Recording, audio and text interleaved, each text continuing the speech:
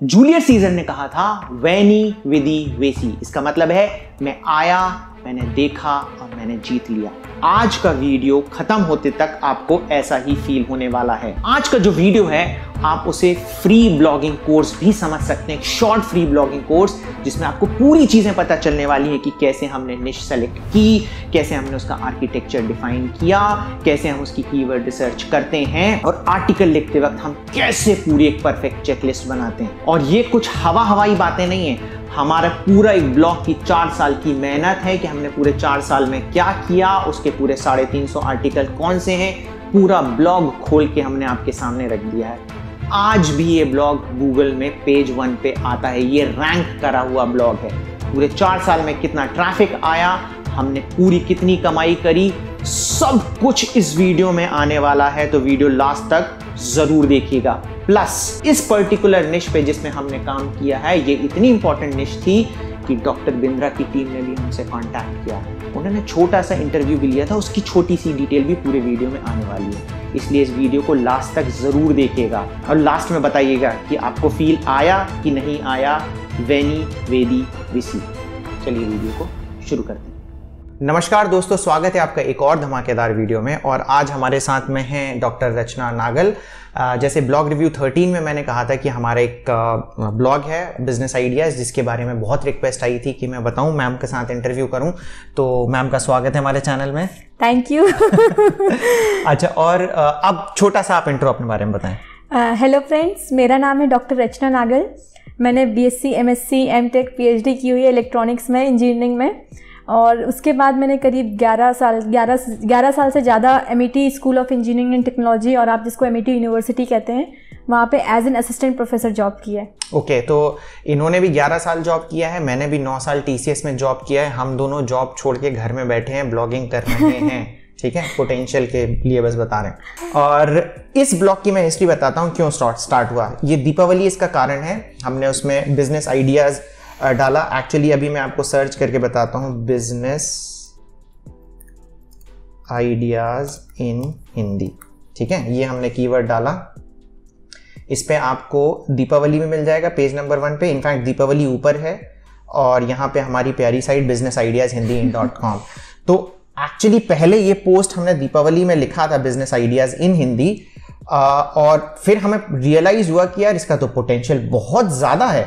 तो हमने क्या किया कि एक अलग ही वेबसाइट बना ली, बिजनेस आइडियाज़ इन हिंदी। और हमारी बहुत सारी जो माइक्रो साइट्स बनाने के आइडियाज़ भी आते हैं, एक्चुअली ऐसे ही आते हैं। दीपावली ही बहुत सारी साइटों की जनक है। तो अगर आप सोचें कि दीपावली ने सिर्फ एक वेबसाइट बनाई है, नहीं, उसी के थ्रू बाकी वेबसाइट बनी है।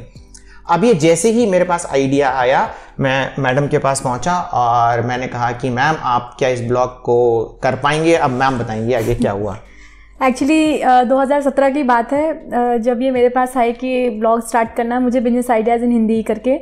तो मैंने बोला मुझे तो टाइम ही नहीं है, क्योंकि ऑब्वियसली मैं असिस्टेंट प्रोफेसर थी और मैं एग्जामिनेशन हेड भी थी आईपी यूनिवर्सिटी की। करीब 17 कॉलेजेस मुझे मेंटेन करने होते थे, तो मेरे पास बहुत ऑलरेडी मैं वर्क लोडेड थी। फिर भी मैंने सोचा कि चलो थोड़ा सा अपना टाइम निकाला जाए, 1 घंटे घर में। तो मैंने सोचा कि चलिए मैं स्टार्ट करती हूँ। पहले मैंने इनको ये बोला कि नहीं आप अपनी टीम से करवाइए, तो उन्होंने बोला नहीं, मुझे कोई एक्सपीरियंस बंदा चाहिए जो थोड़ा सा, जिसको एक्चुअली ब्रॉड व्यू हो आर्टिकल, थोड़ा बिजनेस के टर्म्स भी समझ पाए, बिजनेस के टर्म्स भी समझ पाए। तो फिर मैंने सोचा चलिए स्टार्ट करते हैं। और आप विश्वास नहीं मानेंगे, 2017 में हमने ये ब्लॉग स्टार्ट किया था और 2018 में मैं नौकरी छोड़ करके घर में बैठी हुई थी। 1 साल में, है ना? 1 साल में मैंने घर में नौकरी, और मेरी आई वॉज पेइंग, मतलब MET was paying me very high. Obviously मैं असिस्टेंट प्रोफेसर थी वहाँ पे और 11 साल का मुझे एक्सपीरियंस था। और मैं एक बात बता दूं, जब मैं नौकरी छोड़ रहा था तो मैडम तैयार नहीं थी मैं छोड़ूं, और मैंने इनकी छुड़वा दी। मैं बिल्कुल अगेंस्ट थी, क्योंकि ऑब्वियसली ये टीसीएस यूएस में थे और ऑब्वियसली बहुत ज़्यादा सैलरी ऑब्वियसली यूएस में थे। तो मैं बिल्कुल नहीं चाहती थी ये जॉब छोड़ करके ब्लॉगिंग करें। तो मैंने बोला था ठीक है, अगर आपको लगता है कि आप ब्लॉगिंग करना चाहते हो तो आप करो, पर मैं अपनी जॉब नहीं छोड़ूंगी, क्योंकि ऑब्वियसली मेरी जॉब इतनी अच्छी है। फिर रेस्ट इज हिस्ट्री। तो अब आप बताएंगे कि जैसे बिजनेस आइडिया ही हो गया, या फिर हम कोई भी एक नया ब्लॉग स्टार्ट करें, ठीक है। अच्छा, मैं एक बात बता दूं कि ये जो सारी चीजें हम बता रहे हैं, ये आप ब्लॉगर में भी बना सकते हैं फ्री में। आप ब्लॉगर में भी, जैसे हमने 50 लाख रुपए इससे कमाए हैं, कर सकते हैं। वर्डप्रेस में करेंगे तो बहुत अच्छा होगा, बहुत सारे फीचर्स होते हैं वर्डप्रेस में टेक्निकली आपको बहुत स्ट्रांग मिलेगा। ब्लॉगर में थोड़ा सा, ब्लॉगर में आपको टेक्निकली स्ट्रांग होना पड़ेगा, हाँ। तब जाके आप चीजें कर पाओगे। वर्डप्रेस में काफी चीजें काफी सिंप्लीफाइड है, पर ऐसा नहीं कह रहा आप ब्लॉगर से भी स्टार्ट करके पूरी हम इसमें आर्किटेक्चर हिस्ट्री बताने वाले हैं। मैडम बताएंगी कि अब जब स्टार्ट किया था तो इसका आर्किटेक्चर कैसे डिफाइन किया था और क्या क्या चीजें डिफाइन करी थी कि एक सक्सेसफुल ब्लॉग बने। मैं एक्चुअली मैंने जब बिजनेस आइडियाज़ स्टार्ट किया था तो मैंने बहुत सारी पहले रिसर्च की। कोई भी साइट, मुझे ऐसा लगता है कोई भी निश आप ना बिना रिसर्च के नहीं स्टार्ट कर सकते। तो मैंने बहुत सारी चीज़ें रिसर्च की। पहले रिसर्च करने के भी पहले मैं बिल्कुल शांत होकर के बैठी और मैंने सोचा कि अगर मैं एज अ वुमेन या मैं एज अ बिल्कुल लेमैन, मैं बिल्कुल नई हूँ अगर बिजनेस आइडियाज़ के फील्ड में, तो मुझे किसी भी बिजनेस को स्टार्ट करने के लिए मेरे दिमाग में क्या क्या क्वेरीज आएंगी। मैंने अपने दिमाग की क्वेरीज सोची कि मैं क्या सोचती हूँ कि एक अगर मुझे बिजनेस आइडिया करना, सपोज फॉर एन एग्जांपल कि मुझे कोई भी एक जूट का बैग बनाने का एग्जांपल देके बताइए। चलिए मैं आपको एक एग्जांपल देके बताती हूँ। ये हमारा ब्लॉग है, आपको स्क्रीन में दिख रहा होगा, बिजनेस आइडियाज़ इन हिंदी करके, ठीक है। उसमें एक आर्टिकल है, पेपर प्लेट बनाने का व्यवसाय कैसे शुरू करें। अच्छा, इसको मैं बता दूं पहले कि ये जो सारी चीजें हैं ये एक तरीके से चेकलिस्ट का भी काम करेंगी। हाँ। कि अगर आपको एक ब्लॉग स्टार्ट करना है तो सबसे पहले क्या है, निश बेस्ड एक आपको अगर ब्लॉग करना है तो आपको एक चेकलिस्ट बनाने की जरूरत है। तो ये जो मैडम सारी चीजें बता रही हैं, ये अकेले आप ये नहीं सोचिए कि सिंगल ब्लॉग है, ये पार्ट ऑफ चेकलिस्ट है। पार्ट ऑफ चेकलिस्ट है, बिल्कुल सही। क्योंकि मैं इसके बेस पे, इसके बाद जो भी आर्टिकल्स लिखती थी इसी के बेसिस पे लिखती थी, ठीक है। तो पहले मैं आपको बता दूं कि कैसे मैंने स्ट्रक्चर डिफाइन किया। तो जैसा कि मैंने आपको बताया, मैं बिल्कुल अलोन एक रूम में बैठी हूँ। मैंने सोचा कि कैसे एक बिल्कुल लेमैन इंसान स्टार्ट कर सकता है बिजनेस और उसके लिए उसको क्या क्या क्वेरीज आएंगी, उसके दिमाग में क्या क्या प्रश्न आएंगे, वो मैंने सोचा। सबसे पहला जो चीज़ दिमाग में आएगी कि भाई इस पर्टिकुलर बिजनेस को करने के लिए लागत कितनी लगेगी, ठीक है। सपोज फॉर एन एग्जांपल कि मुझे पेपर प्लेट का बिजनेस स्टार्ट करना है। मैंने कहीं से सुना कि पेपर प्लेट के बिजनेस में बहुत प्रॉफिट है, ये है वो है, तो मैंने सोचा कि चलो मैं भी स्टार्ट करती हूँ। पर स्टार्ट करने के पहले मैंने सोचा कि अच्छा इसमें लागत कितनी लगेगी, सबसे पहली बात। दूसरी बात मैंने सोचा कि लागत तो ठीक है, अब उसके लिए मुझे जो रॉ मटेरियल होगा, पेपर प्लेट बनाने के लिए मुझे रॉ मटेरियल चाहिए होगा, वो रॉ मटेरियल कहाँ से आएगा। तो आप देखेंगे कि आपको स्क्रीन में दिख रहा होगा कि जो टाइटल है इसी में आप देखो कि सब कुछ लिखा होगा, मतलब जो मेन कीवर्ड्स लिखे हैं कि भाई आपको कितनी लागत देनी है, कितनी लागत आपके व्यापार में लगी। क्योंकि सबसे पहला पॉइंट ही होता है, जैसे ही लागत की बात आती है, आपके जेब में जितना पैसा है या फिर आप जितना इन्वेस्ट कर सकते हो या फिर आप अपना जितना मनी अरेंज कर सकते हो, उसके अकॉर्डिंगली आप अपना बिजनेस स्टार्ट करोगे, ठीक है। तो उसके अकॉर्डिंगली मैंने सबसे पहला जो कीवर्ड मेरे दिमाग में आया कि भाई कितनी मुझे इनपुट देना पड़ेगा। दूसरा मुझे आया कि भाई रॉ मटेरियल कहाँ से मिलेगा, कैसे मिलेगा, क्या होना चाहिए, सबसे बड़ी बात। तो आप देखोगे कि मैंने इसमें एक आर्टिकल में डाल दिया कि पेपर प्लेट बनाने के लिए आवश्यक वस्तुएं क्या होगी, ठीक है, कि इसके लिए क्या आपको बेसिक मटेरियल्स की रिक्वायरमेंट होगी। अब रिक्वायरमेंट तो होगी, मुझे पता चल गया कि ये सारी बेसिक चीज़ें रिक्वायरमेंट है, पर वो चीज़ें मिलेंगी कहाँ से, है ना। तो मैंने आप देखिए उसमें एक और सब हेडिंग बनाई जिसमें मैंने लिखा कि पेपर प्लेट बनाने की आवश्यक वस्तुएं कहाँ से मिलेंगी आपको। इसके बाद आ गया कि मेरे पास भाई आ गया कि इनपुट आ गया, मेरे पास रॉ मटेरियल आ गया, मेरे पास कहाँ से मिलेंगी ये आ गया, पर उनको बनाने के लिए मशीनरी कहाँ से मिलेगी, है ना। तो मैंने उसमें एक सब हेडिंग बना दी कि पेपर प्लेट बनाने के लिए मशीनों की आवश्यकता हो कहाँ से मिलेंगी, ठीक है। लागत मैंने आपको ऑलरेडी बता दी थी। अब एक चीज़ ये देखिए, मैंने एक सब हेडिंग बनाई हुई है कि पेपर प्लेट बनाने की प्रक्रिया क्या है। दोस्तों ये बहुत इंपॉर्टेंट है। उसका रीज़न ये है कि अगर मैं एक फूडी हूँ और मैं फूड का चैनल बनाना चाहती हूँ तो मुझे पता होना चाहिए कि वो फूड बना कैसे है ना। तो अगर मैं अपने व्यापार में कोई भी व्यापार स्टार्ट करना चाहती हूँ तो मुझे पता तो होना चाहिए कि वो व्यापार को बनाने की तरीका क्या है। नहीं तो जितने भी लेबर्स हैं या जो भी हमारा मैनेजर है वो तो हमें बेवकूफ़ बना सकता है बहुत आसानी से। तो मेरे दिमाग में बहुत था कि ये चीज़ भी होनी चाहिए कि बनाने की प्रक्रिया क्या होनी चाहिए, ठीक है। फिर और बहुत बड़ी इंपॉर्टेंट जो चीज़ आती है कि पेपर प्लेट का व्यापार करने के लिए लाइसेंस और पंजीकरण। दोस्तों ये बहुत इंपॉर्टेंट होता है क्योंकि कुछ ऐसे पर्टिकुलर बिजनेसेस होते हैं जिसके लिए हमको बहुत ही हाई एंड लाइसेंसेस की ज़रूरत पड़ती है, बहुत सारे डॉक्यूमेंट्स की रिक्वायरमेंट होती है। तो हर एक बिजनेस का ये डिफरेंट होता है, ठीक है। तो मेरे दिमाग में था कि भाई मैंने स्टार्ट तो कर लिया बिजनेस, पर मुझे इसके लिए फिर क्या डॉक्यूमेंट्स लगेंगे, मैं इस बिजनेस को रजिस्टर कैसे करवाऊंगी, मैं इस बिजनेस के लिए मुझे लाइसेंस कहाँ से लेना पड़ेगा। तो इसके लिए मैंने आपको एक और सब हेडिंग बना करके दे दी। फिर दोस्तों अब आप ये सब सोचिए कि मेरा सारा कुछ सेट हो गया। मेरे दिमाग में आया कि चलिए जो मेरे बहुत बेसिक क्वेरीज थे वो तो मेरी सारी सेट हो गई। एक और बहुत इंपॉर्टेंट चीज़ होती है कि आपको स्पेस चाहिए होता है। तो कितना स्पेस रिक्वायर्ड होता है किसी भी व्यापार को स्टार्ट करने के लिए। हो सकता है कि सेम कोई एक व्यापार 1000 स्क्वायर फीट के घर में स्पेस पे स्टार्ट हो जाए, एक हो सकता है उसके लिए 500 स्क्वायर फीट ही बहुत हो, एक हो सकता है उसके लिए शायद 2000 स्क्वायर फीट भी कम पड़े। तो ये मैंने एक बेसिक सी सब हेडिंग बना दी कि इस पर्टिकुलर व्यवसाय को करने के लिए हमें कितने स्पेस की ज़रूरत होगी, ठीक है। अब हमारे पास सब कुछ सेट हो गया, हमारे पास इनपुट है, हमारे पास रॉ मटेरियल है, उसको खरीदने का सामान कहाँ से लेना, मशीनरी, सब कुछ सेट हो गया। अब इम्पॉर्टेंट आता है कि भाई आप लोगों को कैसे बताओगे कि हमने अपना सामान बनाया है और आप तक पहुँचाना है। तो उसके लिए मैंने एक बहुत अच्छी इंपॉर्टेंट सब हेडिंग बनाई कि पेपर प्लेट बनाने के व्यापार के लिए मार्केटिंग आप कैसे करें, अपने ब्रांड को आप कैसे लोगों तक पहुंचाएं, आप कैसे प्रमोट करें, आप लोगों तक अपना सामान कैसे पहुंचाएं। ये बहुत बहुत बहुत इंपॉर्टेंट है दोस्तों। आज के टाइम पे बिना ब्रांडिंग के कुछ नहीं होता।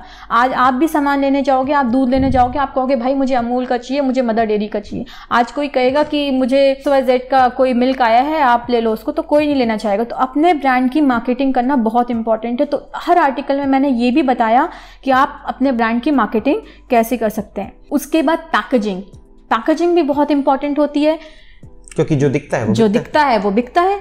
तो भाई अगर मैं सच बताऊं, एज अ वुमेन या एज अ शॉपर और एज अ बंदी जो मैं सामान खरीदने जाती हूँ, तो मुझे भी वो चीज़ें बहुत अट्रैक्ट करती हैं जिसकी पैकेजिंग बहुत अच्छी होती है। तो हर एक व्यापार की पैकेजिंग करने के लिए मैंने एक सब हेडिंग बना के दी। और सबसे लास्ट और सबसे इंपॉर्टेंट कि इसमें प्रॉफिट कितना होगा। सबसे इंपॉर्टेंट पैसा, बिकॉज ऑब्वियसली अगर मैं किसी चीज़ में इन्वेस्ट कर रही हूँ, अगर मैंने 1 करोड़ रुपए इन्वेस्ट किया या चलो 1 लाख रुपए मैंने इन्वेस्ट किया, तो मैं चाहूंगी कि भाई उस 1 लाख से मुझे 2 लाख तो बन के आए। 2 लाख बन के आए तब तो मैं काट पीट करके अपना प्रॉफिट निकाल पाऊंगी। तो सब चीजें अब आप अगर इस आर्टिकल, और हाँ एक और मैंने बहुत अच्छी सब हेडिंग बनाई जो आपको बहुत इंपॉर्टेंट और हर कोई जानना भी चाहता है कि पेपर प्लेट के व्यापार में चुनौतियां क्या होंगी। दोस्तों हम मुंह से बोल देते हैं कि आप ये बिजनेस कर लो, ये बिजनेस कर लो, ये बिजनेस कर लो, पर जब आप बिजनेस करने जाओगे ना तब आपको पता लगेगा कि कितनी सारी स्ट्रगल्स होती हैं, कितनी सारी प्रॉब्लम्स होती हैं। मैं नहीं चाहती थी कि हमारा कोई भी यूज़र आए और आकर के बस अच्छा देख के चला जाए। हम उनको ये भी बताना चाहते थे कि आपको ये प्रॉब्लम्स फेस करनी पड़ सकती हैं इसके लिए। तो उसके लिए भी मैंने एक सब हेडिंग बनाई। तो आप सोच सकते हैं जब मैंने इन सब चीज़ों को लेकर रिसर्च की तो मैंने पाया कि कोई भी इंटरनेट पे एक भी, सर मैं आपको बता रही हूँ, एक भी ऐसा आर्टिकल नहीं था जिसमें ये सारी इन्फॉर्मेशन हो। आर्टिकल्स बहुत सारे थे, कुछ इसमें था, कुछ इसमें था, कुछ इसमें था। मेरे दिमाग में था कि सारा कुछ एक आर्टिकल में होना चाहिए, भले वो आर्टिकल 6000 वर्ड का हो, 5000 वर्ड का हो, कोई प्रॉब्लम नहीं है। अब आप देख रहे हो कि ये क्या किया, मैंने पूरा एक स्ट्रक्चर तैयार किया। ये बेसिकली देखो एक चेकलिस्ट बन गई अभी। हाँ। मैडम ने जैसे बनाई। अच्छा मैं एक बात बताऊंगा, जैसे मैं सारी चीजें सुन रहा था ना तो मुझे लग रहा था कि मैं ही कर लूं पेपर प्लेट का बिजनेस। आप तो सारे बिजनेस कर लो। तो पॉइंट ये है कि जब मैडम बता रही थी कि आपके दिमाग में भी आया कि चलो पेपर प्लेट का बिजनेस कर लें, तो पॉइंट ये है कि बिजनेस करने के लिए जो सारी चीजें मैंडेटरी थी हमने इस आर्टिकल में डाली। इसी तरीके से हमने एक चेकलिस्ट बनाई कि अगर आप बिजनेस करते हो तो ये सारी चीजें इंपॉर्टेंट है और ये करनी पड़ेगी। तो ब्लॉगिंग के टर्म्स में मैं बोलता हूं कि ये तो एक निश हो गई। इन जनरल भी जब हम एक निश बेस्ड ब्लॉग चालू करते हैं तो हमारी सबसे पहले एक चेकलिस्ट बनती है। जैसे मैं बोलता हूं ना, नींव बनाना। हाँ। बहुत ज्यादा इंपॉर्टेंट है। तो ये नींव बन रही थी। तो ये ब्लॉग स्टार्ट होने के पहले ही 3 महीने 4 महीने पहले 4 महीने कम से कम मैंने इसमें लगाया है कि नींव इसकी पूरी तैयार की कि इसमें क्या क्या चीजें होनी चाहिए। हाँ। और आप विश्वास नहीं मानोगे कि एक बार जैसे ही स्ट्रक्चर तैयार हुआ, मैंने पेपर प्लेट को हटा के जूट बैग रख दिया, जूट बैग को हटा के कपूर रख दिया, कपूर उठा करके कोई तीसरा व्यापार रख दिए। तो आप सोच सकते हो कि कितना आसान हो गया एक बार स्ट्रक्चर बना करके। तो अब हाँ बस ये जरूर हर बार मतलब आपको हाँ, ये नहीं ढूंढना कि क्या सब हेडिंग करनी है, क्या सब हेडिंग मतलब वो बेसिकली है कि आप सुबह उठे, अरे यार अब क्या करें, है ना। हाँ, exactly. तो ये है। तो ये बेसिकली क्या है ना, स्ट्रक्चर बनाने का फायदा होता है कि शुरू में टाइम लगता है और बाद में वो चीजें इजी हो जाती हैं। और ये सारी चीजें पता है एक्सपीरियंस से आती है। अगर आपको लग रहा है कि टफ है तो टफ है, बट एक्सपीरियंस आपको सब कुछ सिखा देगा। टफ है फॉर फ्यू मंथ्स एंड आप एक बार जैसे ही इनटू हो जाओगे ना तो आपके लिए सब कुछ बहुत इजी हो जाएगा। और इसीलिए मैं कहता हूं देखो, मिल के काम करो तो सब सफल हो गया। आप सोच रहे हो कि मैं खुद ही कर सकता था ये सारी चीजें, पर मुझे पता था कि अगर मैं इस निश में घुसूंगा तो मेरे बाकी के जो प्रोडक्ट्स हैं उनमें मैं फोकस अच्छे से नहीं कर पाऊंगा और वो सारी चीजें डिस्टर्ब हो जाएंगी। अब जैसे मैंने जॉब छुड़वाई मैडम की या इन्होंने खुद छोड़ी तो आप सोचेंगे हमें सैलरी का नुकसान हो रहा है ना, ठीक है, तो मैं तो नहीं चाहता कि कोई भी चाहेगा कि इतनी हाई पेड सैलरी का नुकसान हो, पर मैंने कहा नहीं, आप छोड़ो, पूरा फोकस करो इसमें। फोकस, बिकॉज देखिए हर चीज़ ना क्या होता है, टाइम लेती है। अगर आप ये सोच रहे हैं कि बिना टाइम के मैंने ये सब कर दिया तो नहीं, आपको मैं विश्वास नहीं मानेंगे, मैं हर एक घंटा अपना यूटिलाइज करती थी क्योंकि ऑब्वियसली मैं ऑलरेडी वर्किंग थी, फैमिली थी। मतलब तो एक घंटे को करके भी ये कर सकती थी, पर उसके बाद भी जॉब छोड़ी क्योंकि हमें था कि नहीं फोकस करना है, ठीक है, तो फोकस इंपॉर्टेंट है। तो आप एक एक घंटे करके भी सारी चीजें कर सकते हैं, बट मेन पॉइंट इज कि मिल के अगर काम करेंगे, जैसे मैंने पूरी फैमिली को लगा दिया। अच्छा एक चीज और मैं बता दूं कि इसमें रचना तो मेरी वाइफ है, मेरे जो ब्रदर की वाइफ हैं अंकिता, उनका भी बहुत बड़ा रोल है, बहुत बड़ा रोल है पार्टिसिपेशन का। तो हमारी पूरी फैमिली लगी हुई थी। अभी मैं बताता हूँ, हम मुद्दे पे आते हैं कि बिजनेस आइडिया साइट, जिसके लिए बेसिकली आप देख रहे हैं स्क्रीन पे, आपको दिख रहा होगा हमारा ब्लॉग। मैं अभी इसमें लॉगिन करा हुआ हूँ और मैं इसकी हिस्ट्री बताता हूँ कि कभी भी कोई भी ब्लॉग बताते हैं तो हम उसकी हिस्ट्री बताना बहुत ज़्यादा ज़रूरी है। तो समरीज पे गए, ठीक है, स्टार्ट्स दिखाना ज़रूरी है। अच्छा स्टार्ट्स भी मैं इस वजह से दिखा रहा हूँ क्योंकि बहुत सारे लोग अभी Ahref में जाएंगे, SEMrush में जाएंगे और इसका डेटा निकाल के लाएंगे कि अरे इस ब्लॉग में तो ट्रैफिक ही नहीं है, ठीक है। तो हम बता देते हैं कि भाई हम अपना ट्रैफिक बता रहे हैं, आप अपना टूल अपने पास में रखें। तो ये जो स्टार्ट हुआ था ब्लॉग, आप देखें समवेयर अराउंड 2017 हुआ था, ठीक है, मई में, और 1 2 3 4 साल हो गए, ओके। और इसमें पर डे के अगर आप देखें तो जैसा ये पर डे का पूरा हिसाब किताब चल रहा है। ये ब्लॉग हमारा हमेशा कंसिस्टेंट रहा है। कंसिस्टेंट मतलब एक स्टेज पे आके शुरू में तो देखेंगे कि आप व्यूज बढ़ना चालू हुए हैं, बट जैसे ही एक स्टेज पे पहुंच गया 5000 पेज व्यूज के आसपास इसका कंसिस्टेंट रहा है, कभी ऊपर कभी नीचे। एक बस इसमें आया था चेंज कि आपको ये दिख रहा होगा जो ट्रैफिक है ये बहुत ज़्यादा जो दिख रहा है, ये 3 महीने के लिए हमारा ब्लॉग गूगल डिस्कवर में आ गया था, जिसकी वजह से बहुत ज़्यादा ट्रैफिक आया हमारा, ओके, बहुत ज़्यादा। और आप एवरेज देखेंगे पीक में भी अगर गया हो, जब हम गूगल डिस्कवर में नहीं गए थे तब ट्रैफिक हमारा मुश्किल से 10,000 पर डे आता होगा इस निश पे, बट जब हम गूगल डिस्कवर में गए थे आप देखेंगे एक दिन में 1 लाख से ऊपर ट्रैफिक है, 1,10,000 समथिंग। ये जो आपको हाइक दिख रहा है 11,900, ये इस वजह से है क्योंकि ब्लॉग रिव्यू 15 जो हमारा पब्लिश हुआ था उसमें हमने मेंशन किया था हमारे ब्लॉग के बारे में, तो इतना ट्रैफिक हमारा हाइक हो गया। तो ये है बेसिकली कि मेंशन की वजह से भी ट्रैफिक हाइक हो जाता है, अदरवाइज आप देखेंगे बिल्कुल कंसिस्टेंट सा ट्रैफिक है, चला आ रहा है। टोटल व्यूज अगर आप हमारे देखेंगे तो ये 90 लाख हैं, मतलब समवेयर अराउंड 1 करोड़ व्यूज हैं। और अगर आपने नहीं देखा हो कि कैसे हमने अपने 28 डेज में एक मेरा जो ब्लॉग था जिसका URL रिवील नहीं किया है, उसमें समवेयर अराउंड 1.1 करोड़ व्यूज थे, ठीक है। तो हम जब मैं जब ब्लॉग रिव्यू कर भी रहा हूं तो आप ऐसा मत समझिए कि सिर्फ दीपावली अकेले का एक्सपीरियंस है, और भी हमारे साथ ब्लॉग्स हैं। मैं आपको बताऊं कि एक्चुअली एक बार क्या हुआ कि डॉक्टर बिंद्रा को तो सब जानते ही होंगे, अगर आप लोग जानते हैं तो प्लीज कमेंट बॉक्स में बताना, बड़ा बिजनेस के जो ऑनर हैं। तो उन्होंने हमें कांटेक्ट किया मेरे को लिंक्डइन पे, इसलिए मैं कहता हूँ लिंक्डइन प्रोफाइल भैया बहुत इंपॉर्टेंट है, बहुत स्ट्रांग है। वहां से उनकी टीम ने मुझे कॉन्टैक्ट किया और बोला कि क्या आप हमारे लिए बिजनेस आइडिया से रिलेटेड कोर्स में हेल्प कर सकते हैं। तो मैंने कहा कैसी हेल्प बताइए, करते हैं। तो उन्होंने पहले कहा कि हम आपका टेस्ट लेंगे, ठीक है। लीजिए भाई टेस्ट लीजिए। तो उनकी पूरे वाइस प्रेसिडेंट वगैरह सारे लोग आ गए। अच्छा मैडम करती है सारा, नाम मेरा, मैडम ने सारा काम किया था, नाम मेरा था, तो मेरे को कॉन्टैक्ट किया। तो उन्होंने कहा मीटिंग में कहा कि टेल मी अबाउट योरसेल्फ। मैंने कहा search business idea in Hindi. आप क्योंकि एक्चुअली उनको जो कोर्स बनाना था वो बिजनेस आइडियाज पे बनाना था कि 30 बिजनेस आइडियाज अंडर 3 लाख, ठीक है। तो मैंने कहा हिंदी में बनेगा। मैंने कहा बिजनेस आइडिया इन हिंदी डालिए। मैंने कहा जो टॉप 10 में 2 वेबसाइट आ रही हो मेरी, बस खत्म, ठीक है। उन्होंने कहा हाँ आप हमारे सब्जेक्ट मैटर एक्सपर्ट हैं। उन्होंने हमें प्रॉपर ईमेल की, अगर आपको विश्वास नहीं हो रहा होगा तो स्क्रीन पे आपको ईमेल दिख जाएगा जो उन्होंने हमें भेजा था कि Pawan Agarwal is the subject matter expert of business ideas, जो कोर्स बना रहे हैं। कोर्स बन चुका है, उनकी वेबसाइट पे पब्लिश्ड है।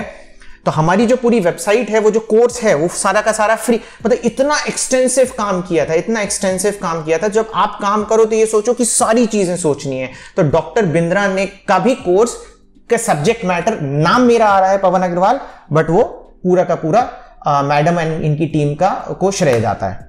Thank you. अच्छा, एक चीज़ और मैं बताती हूँ आपको। जैसे ये तो हो गया कि मैंने बिजनेस आइडियाज़ इन हिंदी में डिफरेंट आर्टिकल्स डाले कि बिजनेसेस कैसे आप अपना स्टार्ट कर सकते हो, ठीक है। एक चीज़ और मैं बताती हूँ कि मैंने आर्टिकल्स कहाँ से ढूंढ के लाए। आपको मैं बता रही हूँ कि बहुत इम्पॉर्टेंट है, जो सर भी बहुत बार बोलते हैं कि नया लिखो, लेटेस्ट लिखो, ठीक है। तो जो भी मुझे नया चीज़ दिखती थी, जैसे सपोज मैंने अपनी बेटी का बर्थडे ऑर्गेनाइज किया, तो मुझे जो भी नई थीम दिखी है, मैंने जो भी नया डेकोरेशन देखा, तो मैं उस पर एक आइडियाज़ दे देती थी कि भाई मुझे एक आर्टिकल लिख के दो कि 10,000 के अमाउंट में आप कैसे अपनी बर्थडे पार्टी ऑर्गेनाइज कर सकते हो, ठीक है। या आप बर्थडे प्लानर कैसे बन सकते हो, या आप वेडिंग प्लानर कैसे बन सकते हो। इस छोटे छोटे चीज़ों से जो मेरे अराउंड ही हो रहे थे, या मैंने अपने बेटी के बर्थडे में केक ऑर्डर किया, तो मैंने उस पर एक आर्टिकल लिखा दिया कि एक वुमेन घर बैठे कैसे आराम से 50-60 हज़ार रुपये कमा सकती है, जो मेरी फ्रेंड्स ऑलरेडी कमा रही हैं, जिनसे मैं अपने बच्चों का केक ऑर्डर करती हूँ, राइट। तो ऐसे हर एक इवेंट जो मेरे अराउंड होते थे, उससे ही मैंने आर्टिकल लिखना स्टार्ट किए। आप इसकी कैटेगरी में देख सकते हैं कि हमने खाद्य और पेय, प्रिंटिंग और पैकेजिंग, कृषि एंड फार्मिंग, सक्सेस स्टोरी और मेक मनी ऑनलाइन, हर किसी निश पे जो भी लेटेस्ट चल रहा होता था वो हमने उसमें ज़रूर डाला है। उससे क्या हुआ कि लोग, जो भी नया आया मार्केट में, लोगों ने सर्च करना स्टार्ट किया, और हमारे पास हमारे अलावा कोई कॉम्पिटिटर ही नहीं था उनका। नहीं, कॉम्पिटिटर एक्चुअली थे, बट जिस रिसर्च से हमने क्या किया exactly. कि हमने उनके कंपटीशन को बीट किया, एक्सपेक्टेशन को। कि फॉर एग्जांपल एक किसी ने बिजनेस, पेपर प्लेट का ही बिजनेस डाला, तो उसने सिर्फ, देखो यूजुअली आपने देखा होगा जो बड़े आर्टिकल्स हैं वो रैंक करते हैं। उनका रैंक करने का रीजन ये नहीं है कि वो बड़े हैं, मेन ये है कि उसमें रिसर्च उतनी ज्यादा है। तो जब आप कोई आर्टिकल या चेकलिस्ट बनाओ तो पूरी रिसर्च के साथ बनाओ कि एक भी सब हेडिंग मिस ना हो, प्लस मिस होंगी, ठीक है, और आप रिवाइज भी करो। तो अब मैं बता रहा हूं कि जैसे ही हम कोई नया जैसे निश चूज करते हैं, तो सबसे पहले क्या होता है कि मैं एक ओनर डिफाइन करता हूं। जैसे मैंने इनको ओनर डिफाइन किया था बिजनेस आइडियाज। हमारी हर एक वेबसाइट, जितनी भी वेबसाइट है, हर एक वेबसाइट का उसका एक ओनर है, वो उसको बच्चे की तरह पालता है। बच्चे की तरह पालता है। दीपावली का ओनर मैं नहीं हूं, ठीक है। उसको भी मैंने दे रखा है कर्णिका को, तो she is taking care of Deepawali. अब उसके बाद क्या हुआ कि हमने एक ओनर डिफाइन कर दिया। पूरी जब चेकलिस्ट जब तक बनती है तब तक मैं उनके साथ रहता हूं कि कौन सी चीजें हैं, नहीं है, नीव सारी चीजें। उसके बाद फिर हम डिफाइन करते हैं कि शेड्यूलिंग कैसे होगी। हाँ। अच्छा, कितने आर्टिकल्स लिख, पहली चीज है सर्च वॉल्यूम कितना होगा। सर्च वॉल्यूम से हमें दीपावली से थोड़ा बहुत आइडिया लग जाता है, प्लस हम एक रैंडम गेस भी लगाते हैं। हम किसी टूल का यूज नहीं करते, हम Ahref का यूज नहीं करते, हम SEMrush का यूज नहीं करते, हम Ubersuggest का यूज नहीं करते हैं, बट हमें पता है उनके रिजल्ट्स एक्यूरेट नहीं है, कभी ज्यादा बताते हैं, कभी कम बताते हैं। तो उन पे अगर आप निर्भर करोगे तो फेल हो जाओगे। तो हम पहले आर्टिकल लिखते हैं, पहले हमें समझते हैं, हम निश बनाते हैं, निश बनती है, फेल होती है, सारी चीजें होती हैं। तो हम पहले सर्च वॉल्यूम आइडेंटिफाई करते हैं कितना है, फिर देखते हैं कि उसमें कितने पोटेंशियल आर्टिकल हम लिख सकते हैं, ठीक है। पता चला आपने एक निश बनाई और उसमें आप 5 ही आर्टिकल लिख पाओ, फिर उसको बनाने का कोई मतलब ही नहीं होगा, राइट। है ना। तो हमने देखा बिजनेस आइडिया में तो आप इनफाइनाइट आर्टिकल, अभी इसमें करीब 350 आर्टिकल, 350 आर्टिकल के आसपास इसमें हैं। प्लस फिर हम शेड्यूलिंग भी डिफाइन करते हैं। शेड्यूलिंग कैसे डिफाइन करते हैं कि बेस्ड ऑन हमारे ओनर की अवेलेबिलिटी, प्लस हमारे आर्टिकल, जो हमारे कंटेंट एडिटर्स हैं, कंटेंट राइटर्स हैं, वो हमारे कितनी जल्दी ट्रेंड हो पा रहे हैं। आप देखो, पॉइंट ये है कि आपका दिमाग सोच रहा है और कंटेंट राइटर, अगर आप खुद ही कंटेंट राइटर हो फिर तो कोई प्रॉब्लम ही नहीं है। पर अगर आप कंटेंट राइटर को कुछ कंटेंट देते हो तो मैपिंग होना बहुत ज्यादा जरूरी। क्योंकि कई बार ऐसा होता था कि मैं चाहती थी कि इस आर्टिकल में ये भी होना चाहिए, बट कई बार राइटर नहीं लिखते थे क्योंकि उनके लिए हो सकता है वो इंपॉर्टेंट ना हो।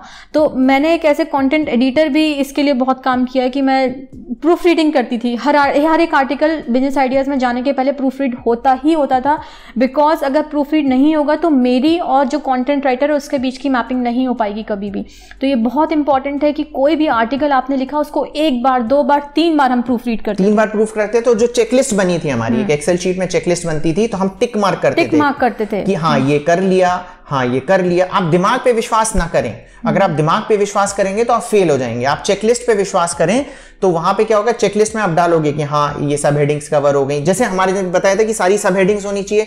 तो अगर फॉर एग्जांपल पेपर प्लेट में एक सब हेडिंग थी XYZ और वो जूट बैग में नहीं है, तो वो चेकलिस्ट में होगी कि नहीं है, और क्योंकि इसमें एप्लीकेबल नहीं है, एप्लीकेबल तो वहां लिखते थे हम नॉट एप्लीकेबल, हम लिखते थे नॉट एप्लीकेबल, ठीक है।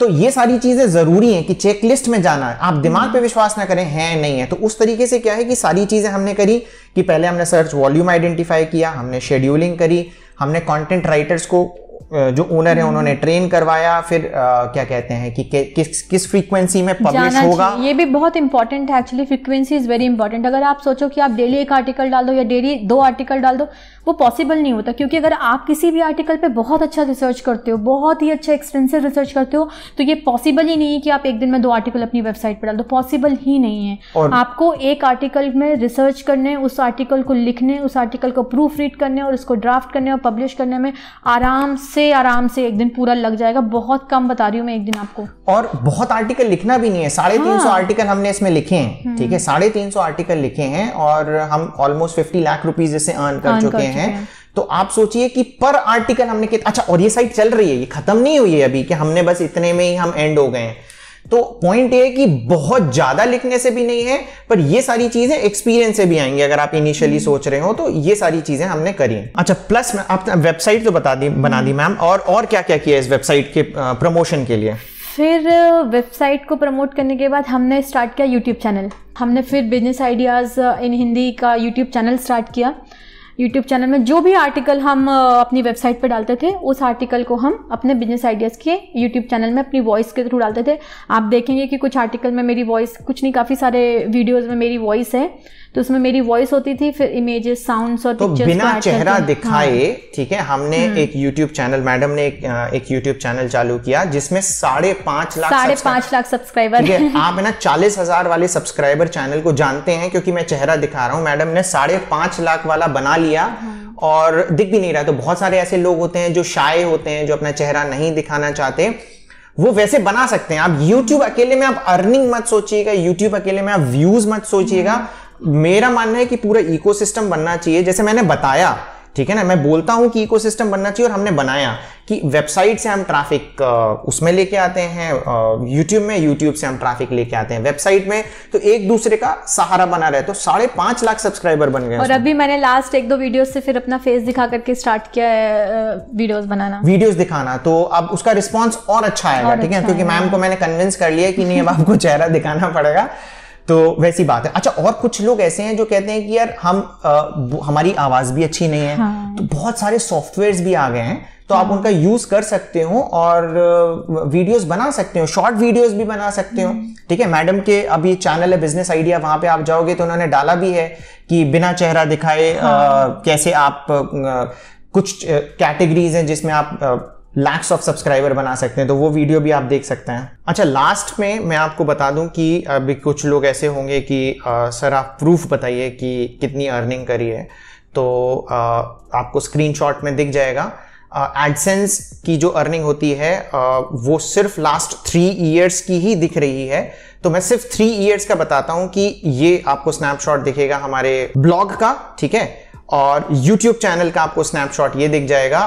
तो 3 साल में ही, सिर्फ लास्ट 3 ईयर्स में ही हम करीब मैंने 20 लाख बोला था कि हमने इसे एडसेंस से कमाया है, प्लस हम लास्ट 3 साल में ही करीबन आप देखेंगे, मैं कैलकुलेट करके बता दूंगा, आई थिंक 22 लाख समथिंग था जो मैंने लास्ट कैलकुलेट किया था। 22 से लेके 25 लाख रुपए तक हम एडसेंस से कमा चुके हैं।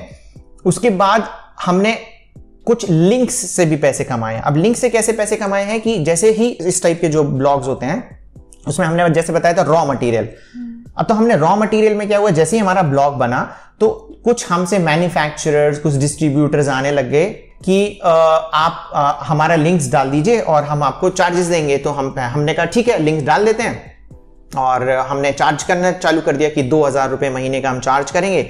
हमने सेल वेल का कुछ नहीं किया कि कितनी सेल होंगी, क्या होंगे। मैं कहा ये बहुत कॉम्प्लिकेटेड है, और देखो जो छोटे बिजनेस वाले हैं उनका प्रॉपर एफिलिएट चलता भी नहीं है, तो हमने लिंक प्लेसमेंट के महीने के चार्ज किए, और यहां से उनके पास लीड्स जाने लग गई, तो फिर उनके कन्वर्जन्स भी होने लगे। तो फिर क्या हुआ कि हमने इसी तरीके से, आप देखोगे हम एग्जैक्टली नहीं बताएंगे कि कुछ ऐसे हैं जो ऑर्गेनिक लिंक्स हैं, कुछ ऐसे हैं जो पेड लिंक्स हैं, क्योंकि हमने कस्टमर्स को प्रॉमिस किया था। हम पिन पॉइंट आपको करके नहीं बता सकते हैं कि कौन से क्या हैं, बट पॉइंट ये कि आज की तारीख में हमारा एडसेंस से कम अर्निंग हो चुका है और जो लिंक प्लेसमेंट है उससे ज्यादा अर्निंग हो गई है। ओके, और वहीं से ही हमारे पास आता है, हमारे पुराने ही डिस्ट्रीब्यूटर और मैन्युफैक्चरर्स हैं, कई बार वही हमें आइडिया दे देते हैं कि प्लीज हमारा ये एक और बिजनेस है, आप इसके बारे में आर्टिकल लिख दीजिए और हम लिंक प्लेस कर देंगे। तो इस तरीके से वहां से हमने किया, प्लस ये इस तरीके से हमारे पास करीबन 40-45 लाख रुपए हो गए, प्लस हमने प्रॉपर इन्वेस्टमेंट किया।